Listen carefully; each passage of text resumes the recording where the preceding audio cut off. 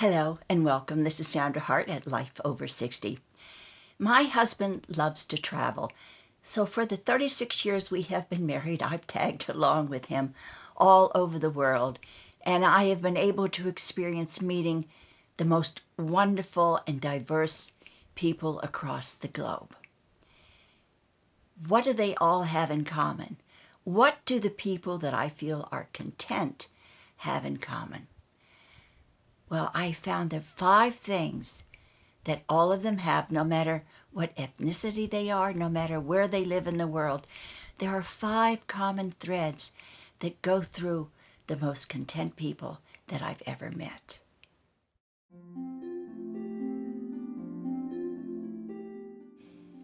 My husband and I have been privileged to travel the world many times. And I have often wondered, what do we have in common? What is the common thread that ties us all together? What is contentment? And what is happiness? Are they the same? What common threads do you think people have all over the world that make them feel that they are living a life of contentment? What do you think? And what would you say?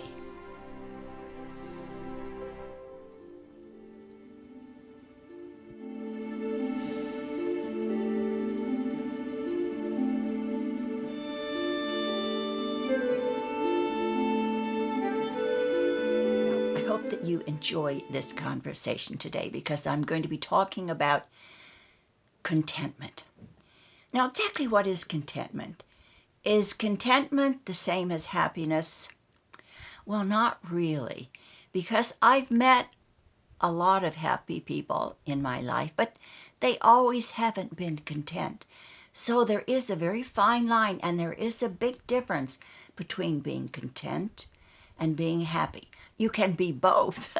It can be rolled up all in one, but they are actually 2 different things. As I said in the intro, I really have been very fortunate. I never traveled that much before I got married, but my husband absolutely loves to travel. I tagged along with him and I became addicted as well. But during the years of our travels, I was fortunate to be able to talk to so many different people and to try to understand their lifestyle, their culture, and exactly how they find contentment in their lives. During this COVID period, I've had a lot of time to think and a lot of time to want to travel again. So I was thinking about the people that I've met in my travels and going through old photographs and trying to put them in albums. And it brought back to me, what do the people that I've spoken with that I feel really have found that contentment in life that is so important to all of us, and sometimes it's elusive to a lot of us as well. I was able to put 5 different threads of commonality that all of these people all over the world have had in my conversations that I feel are really the core ingredients into being content. So I want you to think also when you're listening to me, if you agree, and maybe what things in your life you're searching for to be content, or what things right now in your life that you feel, I really am content. And that goes along with the happiness and the content that I feel right now at my age in my life. The very first thing that I'm going to talk about, and this is truly the strongest foundation of being content, and that is human warmth. caring about one another, and maintaining human connections with each other.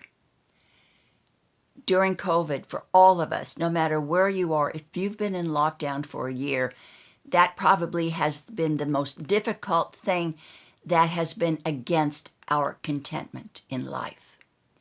But under normal circumstances, human warmth and maintaining a connection with others in your life is the strongest foundation for contentment.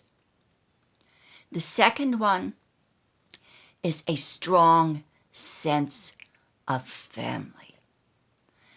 Many cultures realize how important it is to take care of one another, how important it is to take care of the elders in their family. Not all cultures do subscribe to that, but the ones that do maintain that close family connection, they seem to be the most content. Now, I know, especially here in the States, children grow up, they go to college, they leave, they meet other people, they have to go where the jobs are. So therefore, that nuclear family is dispersed. The third one is contact with nature. Walking and appreciating being outdoors, having empathy for animals, working with your hands, enjoying that organic part of your life that is attached to the earth. Even the poorest of people that I spoke with in various cultures, the joy of working with their hands and producing something gave them such contentment, and it wasn't attached to monetary values at all. If they had the family connection, if they lived in a village where they all were connected and interacted with one another, and they were able to create and use their hands, either working in the fields, or I met the pearl divers, the women who dive for pearls in Japan. They were in their 80s, but they seemed to be very happy and very content. And the fourth one, and I've talked about this so often in my videos because I really think it's so important for all of us to have a strong sense of identity. The people that I talked to that really had a very strong sense of who they were, where they belong. They were proud of themselves. They were proud of their families.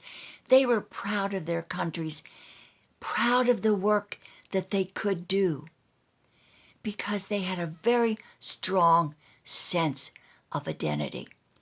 They knew who they were. They knew what skills they were very good at doing, and they knew the love that they had for their family.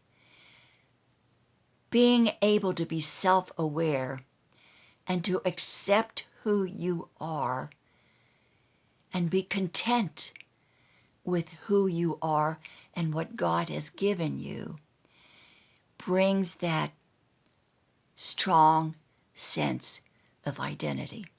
And the fifth thing, and this has to do with human warmth and connection, is friendships.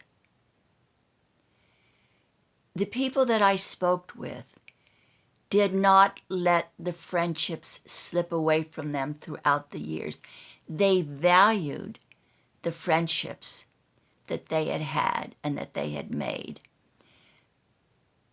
Whether it was in the neighborhood, whether it was someone that they knew growing up, or maybe someone that they had just met, friendships were so important. No matter how young or old you are, it really is possible to establish those connections where you are right now. But what it entails is that you really have to reach out of yourself. Just like I say, call somebody today when you're at the grocery store or when you're out and about. A smile, a hello, or a please and a thank you is really very important. And that really helps you build up that contentment and that happiness in your life. You know, offering to be of service somehow, whether it's baking a cake for a neighbor. It doesn't have to be something gigantic, but just reaching out. And even if you're homebound and you can use your phone, call somebody. And that does help others, and it shows that you really care and that you're part of the human warmth that is part of contentment. And in closing, I have to be reminded of one of my favorite musical artists. In 1969, Joni Mitchell sang and wrote a song called Woodstock. She was busy. I think she had a show in Chicago or somewhere, and she was not able to go to Woodstock. But she was so taken with all the music that was played during the period of Woodstock in 1969. And she wrote a song. And the lyrics of that song really has stuck with me. We are stardust, we are golden, and we've got to get ourselves back to the garden. And how appropriate is that for us today? Let's all realize and appreciate who we are. We are stardust, we are golden, and let's all get out and get back to the garden. Thank you so much for joining me today. I'm just so happy to have all of you with me.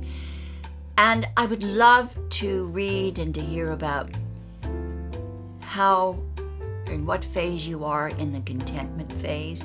If you think you are there, if you think you have things to work on, I would really love to hear. And the rest of us will enjoy reading your comment. Take care, be good to yourself, be kind to someone who crosses your path. And of course, let's all share the love. And I can't wait to see you again in my next video.